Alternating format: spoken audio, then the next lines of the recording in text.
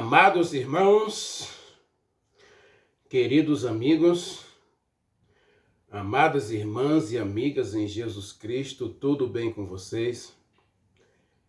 Que a graça maravilhosa de Jesus Cristo, o grande amor de Deus e a doce comunhão do Espírito Santo esteja com você.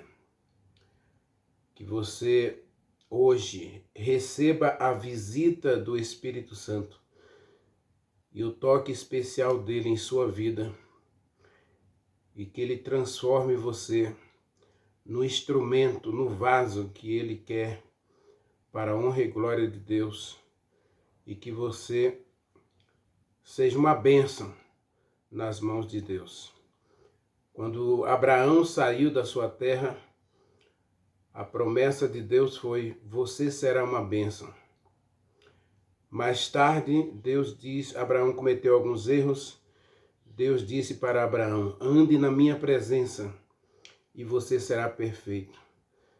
Então, meu querido, meu desejo hoje para você é que você ande na presença de Deus. E com certeza você será perfeito. Você será uma bênção para a honra e glória de Deus. Obrigado pelo like, obrigado por assistir o vídeo, obrigado por compartilhar, obrigado por se inscrever no canal e obrigado por assistir o vídeo até o final. Deus é contigo. Vamos orar? Maravilhoso Deus, meu Pai, Criador dos céus e da terra, estamos na Tua presença, meu Deus, e na Tua presença desejamos viver para todo sempre. Aceita nosso louvor, aceita nossa adoração, aceita-nos diante de Ti e ao aceitar-nos também, Senhor, abençoa-nos.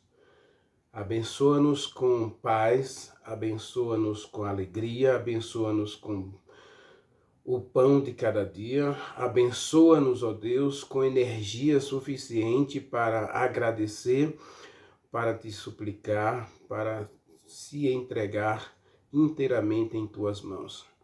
Nada somos sem Ti e queremos, ó Deus, nesta manhã, que o Senhor visite a cada um de nós, como o Senhor visitou Abraão, que o Senhor fale conosco, como o Senhor falou com Abraão, e que nós sejamos uma bênção aonde estivermos. Torna-nos, ó Deus, esses instrumentos de paz, esse instrumento de bênção, aonde a gente for. Nossa vida depende de Ti e da Tua mão poderosa agindo em nossa vida. Portanto, coloca a Tua mão sobre nós, ó Deus, para curar a gente, para abençoar a gente e para transformar a gente em vasos de bênção. Nós Te agradecemos, nós Te pedimos agora a iluminação do Espírito Santo para entendimento da Tua palavra. Oramos e agradecemos em nome de Jesus Cristo. Amém. Amado, abra sua Bíblia, Romanos, capítulo 12, versículo 2, foi o texto que eu deixei para a gente meditar de ontem para hoje, não é? E a gente vai continuar falando da história lá de Saul, porque a questão do conformismo é muito evidente na vida de Saul. Leia comigo o verso 2, diz assim: e não vos conformeis com este mundo, mas transformai-vos pela renovação da vossa mente, para que experimenteis qual seja a boa, a perfeita e agradável vontade de Deus.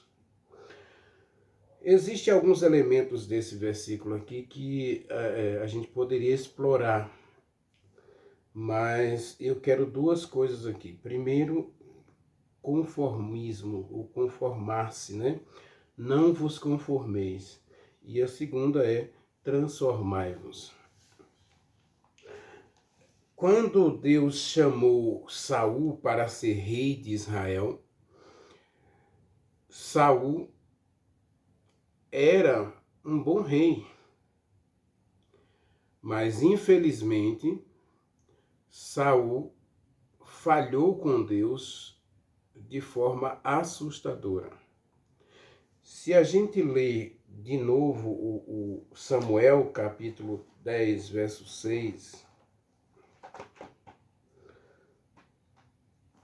Samuel, 1 Samuel, capítulo 10, verso 6, diz assim: o Espírito Santo tomará posse de você e você profetizará e você será mudado em outro homem. Essa palavra mudado aqui é transformado, é moldado, né? É conforme ou conformado, né? Conforma. A expressão não vos conformeis é não tomem a forma, não siga o modelo do mundo. Existe hoje muitos modelos a serem seguidos. Você pode escolher muitos modelos. Aliás, uma das coisas que mais Paulo pedia aos cristãos era que eles imitassem a Jesus Cristo. E por último, Coríntios capítulo 11, Paulo vai pedir que eles imitem a Paulo, porque Paulo imitava Jesus Cristo. Então, qual é o seu modelo, meu querido? Qual é o seu modelo, minha querida? Meus amados, neste mundo, todos nós seguimos algum modelo, algum molde. Seja molde de roupa, seja molde de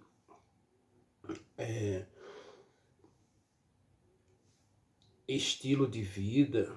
Você segue algum modelo.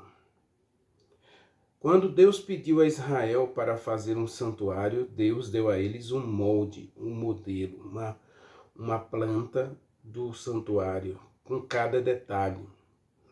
E Paulo aqui, usando essa questão do modelo, ele diz, não vos conformeis, ou seja, não usem o modelo do mundo. Por quê? A gente vai entender aqui, na história de Saul. Saul era muito bonito, diz o capítulo 11 aí, Saul era o mais bonito de todos os homens daquela época. Leia comigo o capítulo 10,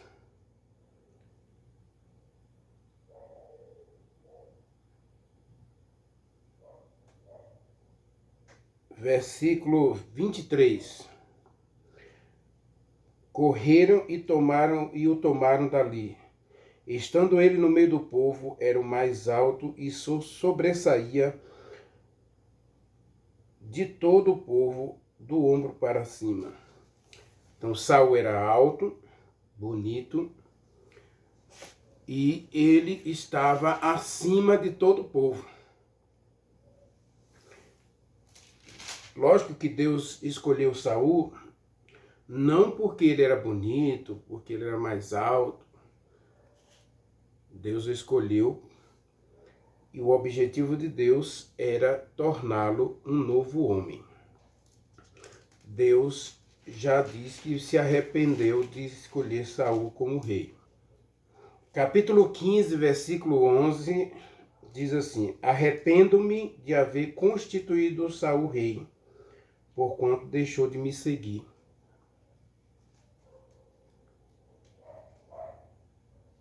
A história de Saul é uma história triste porque ele começa bem.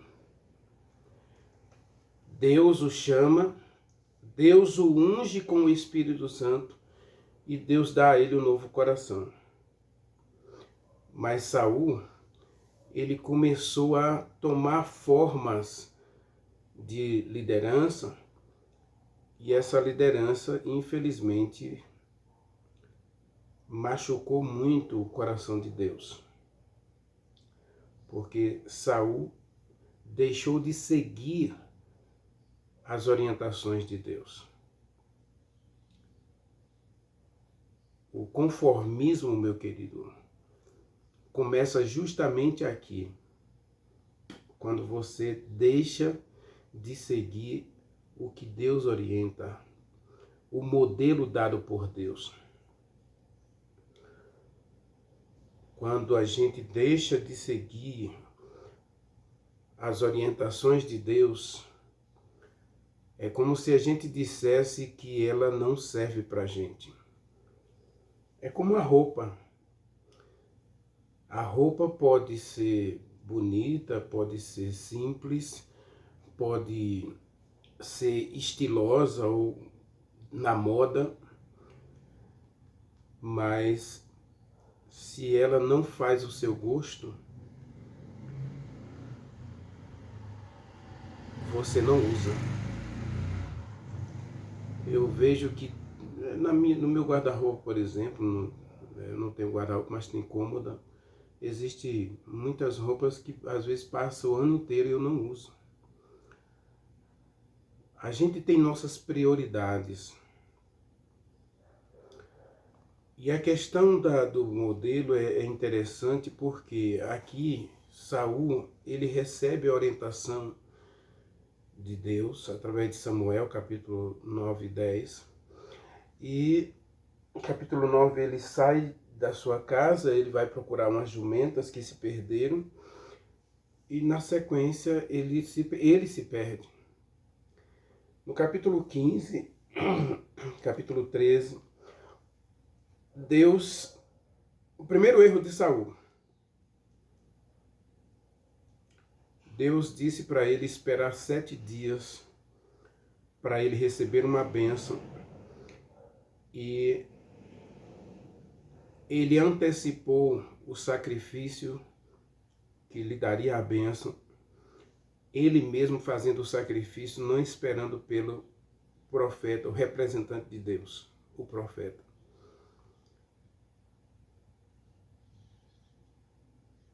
Eu quero isso para ontem. Quantas pessoas hoje, meu querido, minha querida,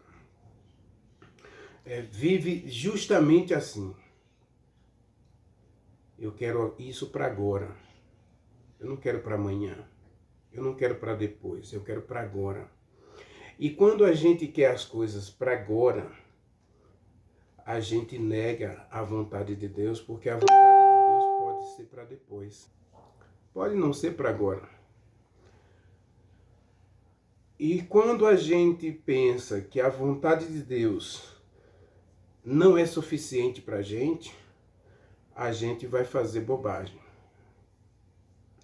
No caso de Saul, segundo erro de Saul, a palavra de Deus. A palavra de Deus vai dizer sim, a palavra de Deus vai dizer não. E aí, Deuteronômio diz, está escrito em Deuteronômio, que nem só de pão viverá o homem, mas da palavra. Viver pela palavra. Viver da palavra. Essa é a questão para todos nós.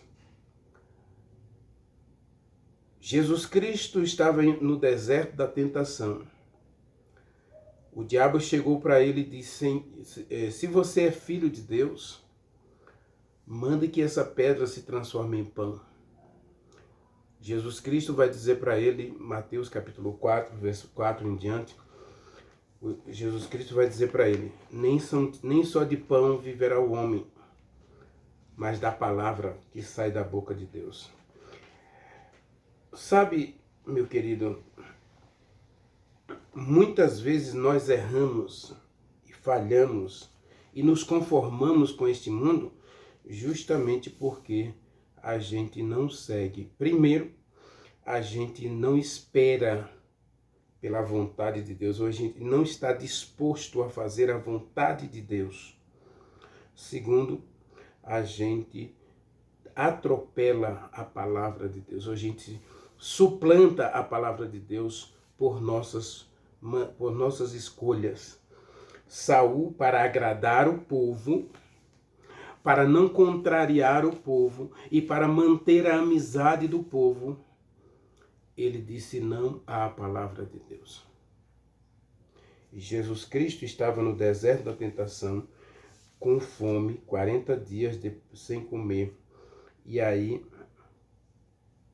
Mateus capítulo 4, versículo 4 em diante, ele tem um encontro com Satanás, ou Satanás procura Jesus Cristo para derrotá-lo, para destruir a missão dele de salvar você. Verso 4, ele diz assim, não, está escrito, não só de pão viverá o homem, mas de toda a palavra que procede da boca de Deus. E a palavra de Deus para Saul era simples: faça o que eu mando. E pronto.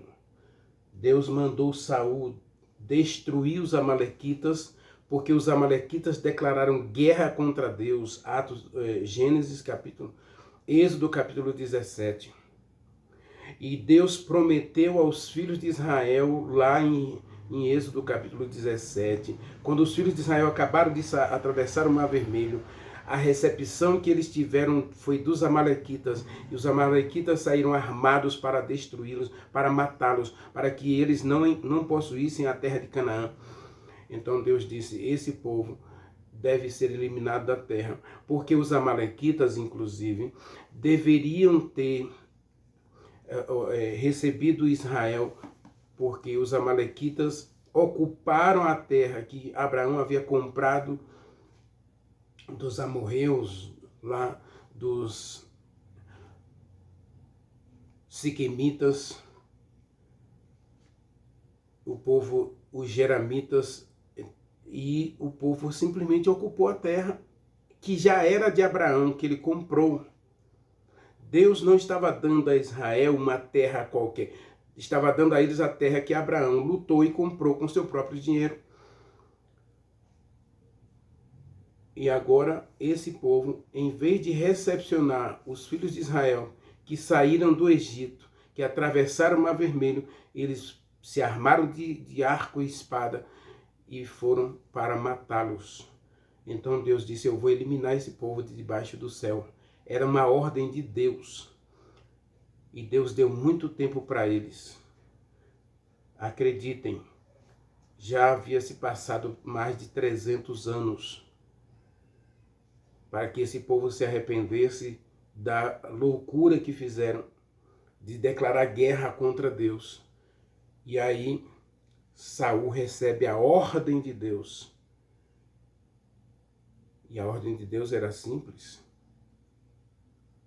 destrua os amalequitas completamente, também os seus animais, também as suas plantas, suas casas, tudo era para passar ao fio da espada e queimá-los.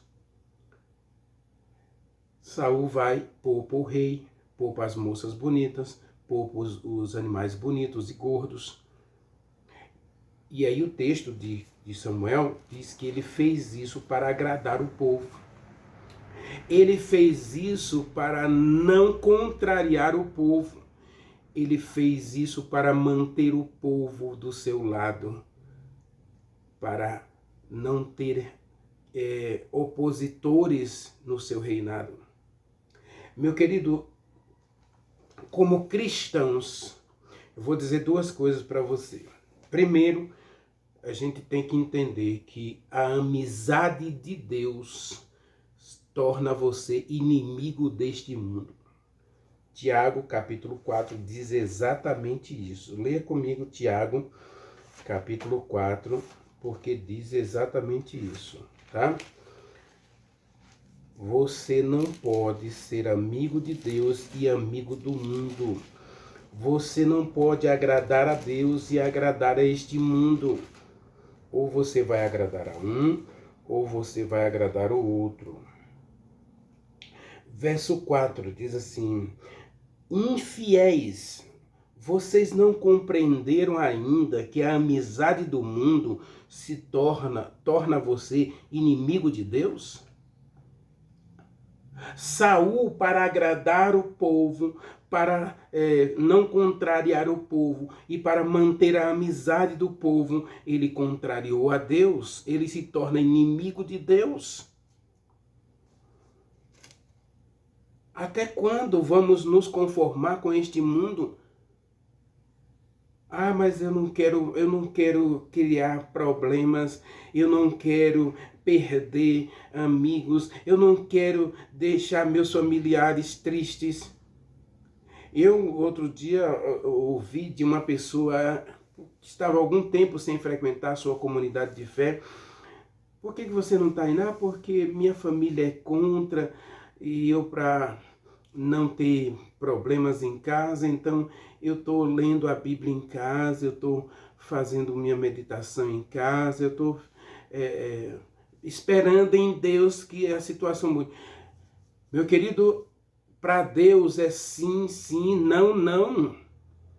E Jesus Cristo foi quem disse que se você não deixar pai, não deixar mãe, se você não odiar, a palavra é odiar, né? Se você não odiar pai, se você não odiar mãe, se você não odiar irmão, filhos, marido, esposa, se você não odiar as coisas deste mundo, você não é digno do reino de Deus. Mateus capítulo 10.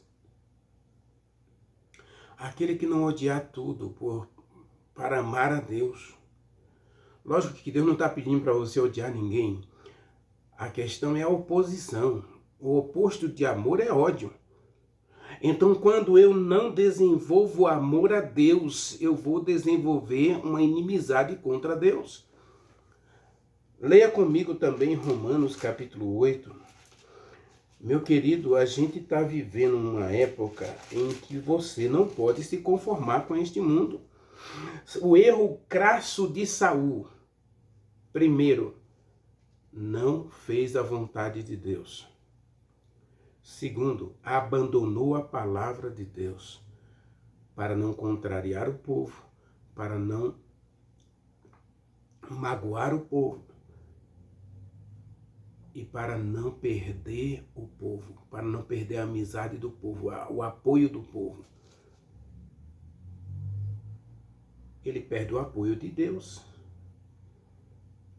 E aí diz Romanos capítulo 8, verso 5 até o 7, diz assim, meu querido, olha, porque os que se inclinam para a carne cogitam das coisas da carne, e os que se inclinam para o Espírito Santo cogitam das coisas do Espírito Santo, porque o pendor da carne dá para a morte, mas o pendor do Espírito Santo gera vida e paz. Por isso, o pendor da carne é inimiga de Deus, é inimizade contra Deus, pois não está sujeita à lei de Deus e nem mesmo pode estar. Portanto, os que são da carne não podem agradar a Deus. Não se conforma com a lei de Deus. Saul, para agradar o povo, para não contrariar o povo e para não perder o apoio do povo, ele perde o apoio, o agrado de Deus. Ele contraria a Deus, ele abandona a Deus, ele desagrada a Deus. Ele se torna inimigo de Deus. E eu temo que a gente possa, com a nossa vida, hoje, estar vivendo a síndrome de Saul. Quando Paulo diz, não vos conformeis com este mundo, Paulo estava querendo dizer que a gente precisa cuidar para não se conformar com este mundo. Por quê? Como é que a gente vai se conformar com este mundo? Primeiro, Saul não espera pela vontade de Deus. Ele vai tomar a dianteira e oferecer sacrifícios. Não, eu penso assim, eu acho que desse jeito fica melhor. Eu penso assim, acho que isso não tem nada a ver. A gente começa a conjecturar e a gente começa a tirar Deus do centro da nossa vida. E quando a gente pensa que tudo que a gente tem que fazer é pelo Espírito Santo, a gente percebe que Saul, ele perde a direção do Espírito Santo porque ele não está disposto a fazer a vontade de Deus. E segundo, para agradar o povo, para não contrariar o povo, para não perder o apoio do povo, ele deixa de seguir a palavra de Deus. Diz Samuel 15 diz, porque você abandonou a Deus, ele também abandonou você.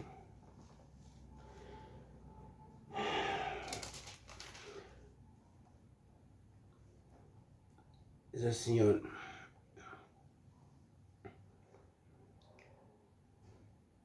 porém Samuel disse, tem o Senhor tanto prazer em holocaustos e sacrifícios,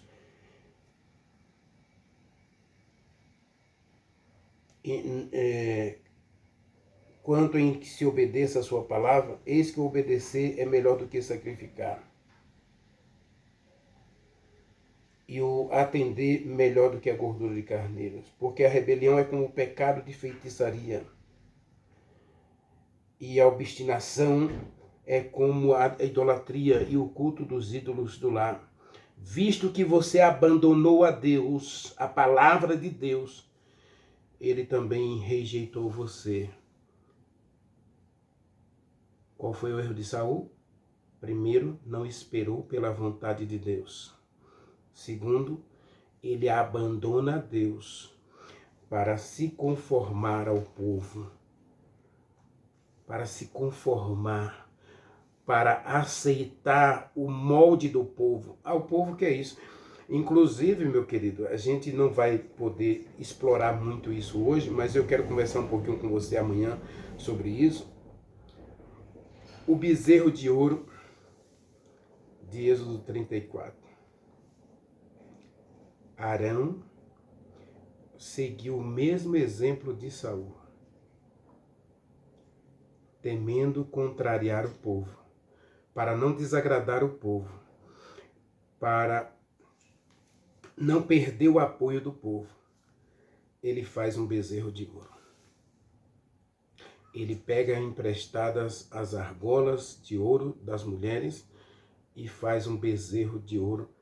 E aí o povo se levanta a festejar e a idolatrar o bezerro.